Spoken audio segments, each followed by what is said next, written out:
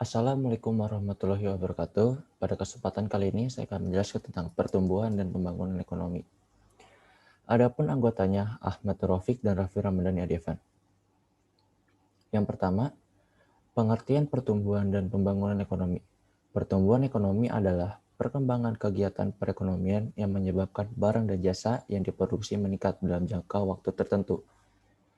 Sedangkan pembangunan ekonomi adalah pertumbuhan ekonomi yang diikuti oleh perubahan dalam struktur ekonomi dan kegiatan ekonomi, yang bertujuan untuk meningkatkan pendapatan per kapita yang disertai dengan pemulihan dan perkembangan iptek. Selanjutnya, teori pertumbuhan ekonomi. Teori pertumbuhan ekonomi dibagi menjadi tiga. Yang pertama itu teori klasik, teori neoklasik, dan teori historis. Teori klasik menjelaskan faktor yang mempengaruhi pertumbuhan perekonomian suatu negara, yaitu pertumbuhan penduduk dan ketersediaan sumber daya. Diungkapkan oleh Adam Smith, suatu perubahan tingkat ekonomi yang dialami suatu negara yang bergantung pada adanya perkembangan jumlah penduduk. Selanjutnya, teori neoklasik. Teori neoklasik menjelaskan bahwa pertumbuhan ekonomi tergantung pada perkembangan jumlah penduduk, ketersediaan modal, dan teknologi. Menurut teori Robert Solow dan 12 Swan, pertumbuhan ekonomi suatu negara sangat dipengaruhi oleh faktor produksi, yaitu pertumbuhan penduduk, akumulasi modal, dan kemajuan teknologi. Dan yang terakhir, teori historis. Teori historis menjelaskan bahwa pertumbuhan ekonomi dilakukan secara bertahap. Menurut teori Walt Whitman Rostow, pertumbuhan ekonomi suatu negara ada tahapannya yang disebut the stage of economic growth, yaitu masa tradisional, masa transisi, masa lepas landas, masa menuju kedewasaan, dan masa konsumsi tinggi. Selanjutnya akan dijelaskan oleh teman saya, Ahmad Nurofik. Mengukur pertumbuhan ekonomi. Untuk mengukur pertumbuhan ekonomi suatu negara digunakan rumus di samping ini. Dengan memperhatikan kenaikan PNB atau PDB dari tahun ke tahun tanpa melihat bertambah atau berkurangnya jumlah penduduk. Rumus pertumbuhan ekonomi.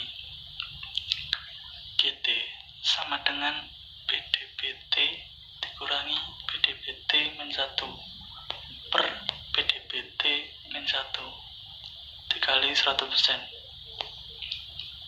Keterangan GT sama dengan pertumbuhan ekonomi periode T, triwulan atau tahunan. PDBT sama dengan produk domestik bruto periode T berdasarkan harga konstan. PDBT min 1 sama dengan PDB satu periode sebelumnya.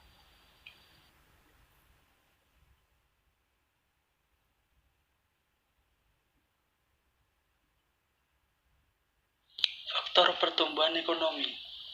Sumber daya alam atau SDA. Ketersediaan sumber daya alam mulai dari tanah, hasil tambang, hasil hutan, dan lain-lain dapat meningkatkan pertumbuhan perekonomian suatu negara jika dikelola dengan baik. Sumber daya manusia atau SDM. Semakin banyak sumber daya manusia akan semakin baik karena dapat menambah dan meningkatkan jumlah produksi yang akan dihasilkan. Barang dan modal tidak hanya memerlukan sumber daya manusia saja, barang dan modal juga diperlukan dalam menghasilkan suatu produktivitas. Teknologi. Semakin bagus teknologi yang digunakan, semakin bagus, maka akan semakin cepat dan banyak barang yang diproduksi. Manajemen berperan penting untuk mengelola semua kegiatan ekonomi, kewirausahaan. Sebagai pencipta lapangan kerja baru, inovasi baru, meningkatkan produktivitas, dan lain-lain.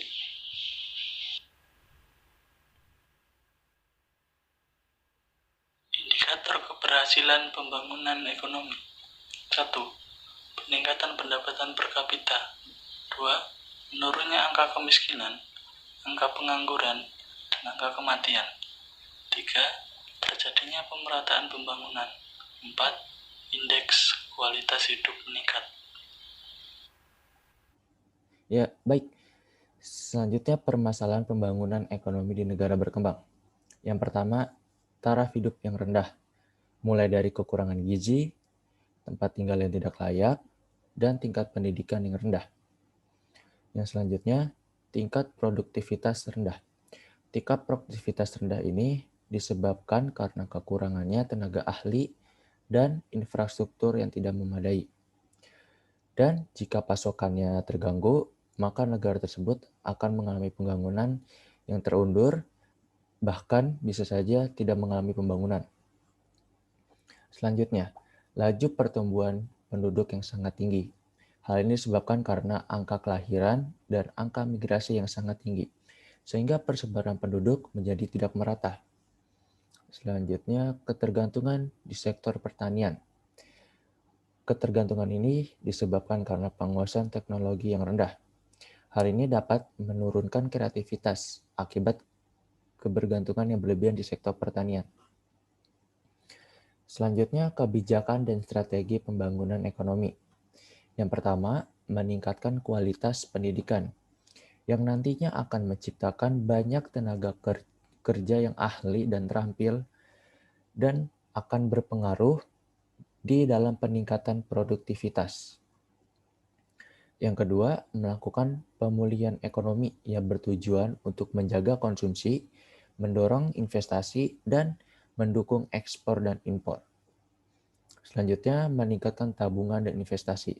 Karena semakin tinggi tingkat tabungan, maka semakin besar juga negara melakukan investasi.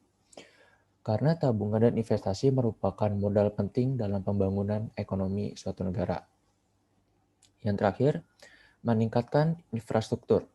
Meningkatkan infrastruktur ini bertujuan untuk menopang semua kegiatan ekonomi agar semua kebutuhan ekonomi dan strategi pembangunan ekonomi ini dapat berjalan secara sesuai rencana.